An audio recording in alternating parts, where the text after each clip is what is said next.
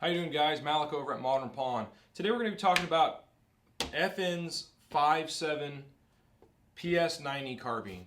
The PS90 carbine is probably one of the most misunderstood rifles I have seen, not only in the gun shop but also like on TV. For example, CSI talking about it's some kind of crazy laser beam shooting machine of death, and that it's like one of the most crazy powerful rifles ever invented. It is a very cool rifle, but it is by far not one of the most powerful and deadly rifles ever made. We're going to start out real quick about talking about the ammunition that this thing runs. It is a 5.7 by 28 millimeter cartridge, and that probably doesn't mean a lot to most people. So what I'm going to do here is I'm going to lay some out and show you some comparisons of the cartridges. This right here is a standard 22 Winchester Magnum, okay? 22 Winchester Magnum. That, with the little blue tip, is your 5.7 ammunition. This right here is a standard 5.56, and this is a standard 308 Winchester round. So you've got your 7.62 by 51, your 5.56, your 5.7 by 28, and your 22 Win Mag. As you can see, the 5.7's like almost half the size of a 5.56, and it's just a touch fatter than a 22 Win Mag. I lovingly refer to 5.7 as 22 Super Magnum, and that's kind of what it is. It does build a higher velocity than Win Mag, but it does not build anywhere near the velocity that a 5.56 can build. The nice thing about the round is that it is really small, but it is good enough to use on soft targets. Let's put it at that. It's a cool round. The ballistics on it, depending on what kind of bullet you're using, out of a full-length barrel, you can build up to like 2,000 feet per second, maybe in the low twos. It uses a standard 5.56 bullet. I know it says 5.7, but it is a 5.56 22 caliber bullet. So if you were to reload it, you would use 5.56 style bullets. The next thing we're going to talk about is the design of the gun. FN is pretty famous for doing very space age looking, kind of space gun looking stuff. It uses a very unique magazine system. The PS90 magazine is interesting in the fact that the bullets stack this way, but as they get towards the follower, there's this like little helical ramp that twists the bullets up in line with the barrel so that they'll feed properly. As you can see, I don't know if you can see through this smoke-colored magazines, the bullets are stacked this way, but yet the one that's ready to feed is sitting this way. So when you go to load these in there, as you push down, it like takes the bullet, and see how it's starting to rotate it 90 degrees? It rotates it 90 degrees as I push down on it, and then I slide the round in. The round right behind this one has turned 90 degrees. It's kind of a cool magazine. The magazine, it runs horizontal. It does not go into the bottom of the gun like most AR-15s, AR-10s, almost anything really. It's very unique, the fact that it does run horizontal. What that does is it allows you to have a very large magazine. This particular one's a 30 round magazine and it has a block in it. This particular one here is a 50 round magazine. It allows you to run 50 round magazines without the mag sticking out of the bottom. So what it does is it keeps the profile the same, loaded or unloaded. So it really doesn't get any bigger or longer or take up any more space when the rifle is loaded versus when it's unloaded. The magazines come in through this square hole and they snap down in the back like that. Once it's in that position, the rifle can be charged from either side. It is an ambidextrous rifle. There's a charging handle, this little U-shaped nub that lives on both sides of the gun will charge the rifle from either position. So from here, I can charge it right, I can come around to the other side, I can charge it left-handed. That's pretty much what you're going to do with that. From this point, the strong hand, trigger hand, thumb goes in the big hole. You will grip this down part here like a pistol grip. This front part right here is a pistol grip with a hand stop right here. So this thumb then goes in this hole, and you'd grip it like this. Your trigger finger would then work here. Okay, their safety is right here. That's your safety. If this was a P90, there would be another click for full auto, so you'd have a select fire switch here. The nice thing about this is that you can operate it with either the right hand or you can operate it with the left hand. So it is a really very ambidextrous rifle. Charging handle, safety, backup iron sights, mag release, everything is ambidextrous about this rifle, including the ejection of the brass, which ejects straight from the bottom. So I can run this rifle in a weak hand position or a strong hand position. The rifle takes a kneel very well with how close the weak hand is to the trigger hand. You're easily able to knee up, take a very solid position for a more accurate shot. One of the other things that separates this rifle from your standard conventional assault rifle is that it does not have a side ejection port. This is a downward ejection port. The ejection port is actually right here. When you fire this gun, your brass goes straight down.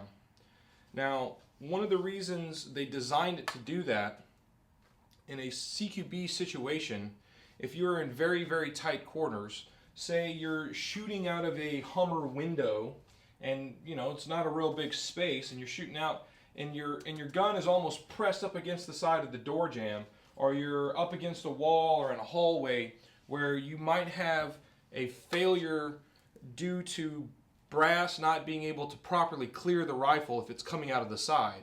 So by having a shrouded downward ejecting brass port, the rifle runs very reliably in really, really tight spaces. This model right here has the standard Picatinny rail on top. There were several models available. I don't know exactly what is available right now from FN due to all this gun craziness going on. This one right here runs a standard Picatinny rail on top, and there's actually a little peephole right here. I don't know if you can see that. There's a peephole right here and a pin in the front right here. And what that allows you to do is use an iron sight, and then you have the rail on top to put a T1 micro or whatever you want to put on the top of the gun. This is one of the newer ones that we've seen. The original ones were the civilian optic and the USG optic, and the civilian optic was kind of like a cheaper plastic version of the US optic. This is the USG optic. It's an aluminum housing. It's a zero power reticle style scope that has like a T-post style crosshair on the inside. It would probably be hard for me to get a picture of that in there. This right here is an SBR version. This is a semi-automatic. This isn't a full-on P90. The P90 would be this size, but in fully automatic configuration. This we had converted to a SBR configuration. So you can see this one has a giant barrel sticking out of it, and this one, the barrel ends right here. The 5.7 is a bullpup design, which means the chamber is right here. So the barrel length is from here to there, whatever that is. I'd have to get a measuring tape to measure that. And with this guy right here, the barrel is, again, starts about right here, goes to the end where the flash hider starts. These rifles are really fun to shoot. They're very low recoil. They're small and compact. And the reason these were designed, a lot of guys were like, man, that's a weird looking gun. What do you need that for? It's so small. Well, this excels in spaces that are too small for an AR-15. And really what they designed this thing for was like a helicopter pilot, Hummer driver, someone like that needs a rifle that's no bigger than they are. So if you're coming out of the hatch of a tank, or if you're coming out of the cockpit of a helicopter and you've got a relatively long gun, the buttstock gets in the way, the barrel's coming out too far, a bullpup design works a lot better. And if you notice, I'm not a huge dude, but I'm not a little dude, kind of an average sized guy. That gun is about the same width as my shoulders. So whatever the hatch that I'm getting through has to be at least big enough for me to fit through. And if the gun is smaller than I am wide, then I can probably get out pretty easy with the gun not interfering with me getting out of my vehicle. The other thing with the magazine not sticking out the bottom and the magazine sitting horizontal, again, it makes it easy for me to maneuver through tight spaces and still have a pretty significant amount of firepower. Very cool little gun. We're going to break one of these down and show you how they work. FN, you know, those guys over there, they're pretty smart. I'll show you how this thing breaks down. It's pretty easy. Magazine comes out. We check to see if it's clear. Now that's the other thing about this rifle. When you check to see it's clear, the magazine actually has to be out of the rifle for you to see that the rifle is clear. So when I pull back on this, the bolt comes back and I can visually inspect right there the breech. I can see the breech, and only with the magazine out can I see in there. You could probably flip it around, I guess, and you might be able to see it this way, but that would be aggravating. Rifle is clear. There's this large square-shaped button right here. When we push this button, the barrel sight assembly slides out like that. Now, with that out, the bolt assembly will come right out. There's your bolt assembly. With the bolt assembly out, so this little pin right here with the bolt assembly in locks the butt pad in place. With the bolt out, you could then take the butt plate off. You can see there's the hole right there where that pin sticks inside there to hold that in place so it won't slip off otherwise. Once you have that off, this little gray box right here is the trigger assembly. And you see this little thing, this little lever? With the butt plate off, this lever, you can then pinch and pull your trigger assembly out of the gun. So that's your fire control group right here. Other than that, you're kind of just left with a shell. That's really all that's here. There's a trigger bar that doesn't even really work anymore because, I mean, it just kind of slides around in there. There's not a whole lot left but a plastic shell. That's the rifle. One of the things about these rifles is it is a non-locking blowback operated system, which means you pull this thing out and you're like, man, this is a beefy bolt. It's got a lot of weight behind it.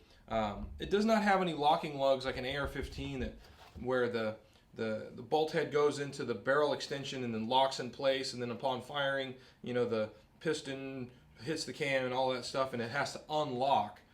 Basically, this rifle fires with and keeps the chamber closed by just the inertia of this mass and these springs holding the round into the chamber closed.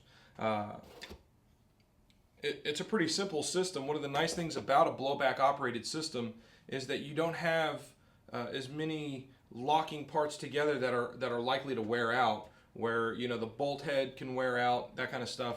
You know, it'll still need maintenance from ejectors and extractors and recoil springs and stuff like that, but the actual mechanics, there's not a lot of stuff that's metal on metal locking together, so you don't have to worry about you know, sloppy head spacing and stuff like that. As long as the barrel is properly cut, the head spacing is pretty much set.